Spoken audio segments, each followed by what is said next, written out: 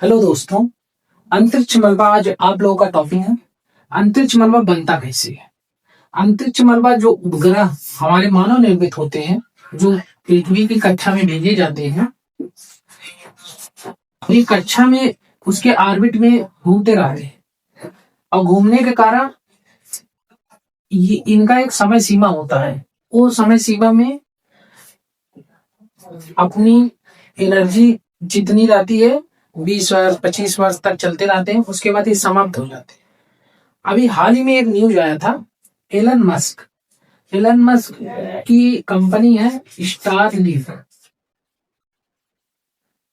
Starlink ने 523 उपग्रह उसके एक साथ नष्ट हो गए। अब ये भी तो मानव निर्मित है। अब ये उपग्रह देखा जाए तो ये एलन मस्क का 523 कहीं ना कहीं अंतरिक्ष में ही घूम रहे हैं और वो नष्ट हो चुके हैं, उनका काम खत्म हो गया। अब उसपे अंतरिक्ष की जो वेधशालाएं हैं वो कह रही हैं कि ये मलबा तो बढ़ता चला जा रहा है क्योंकि मानव निर्मित है। अब इसमें दो कॉन्सेप्ट सामने आ जाए, एक on off breakup. On off breakup ये घटनाएं तब होती हैं जब उपग्रह या रॉकेट का हिस्सा होता है और वो जाकर पृथ्वी की कक्षा में फट जाती है। ये कक्षा में फटे थी ब्रेकअप घटना। और ऑन ऑफ ऑर्बिट ये घटनाएं जब कोई फटा हुआ कक्षे से निकलता है मलबा और ये जाके ऑर्बिट के चलने वाले किसी उपग्रह से टकरा जाते हैं, तब ये ऑन ऑफ ऑर्बिट घटनाएं होती हैं, जिससे सभी स्टारलिंक की 523 ऑन ऑफ ऑर्बिट की घटना के कारण पहुंची है।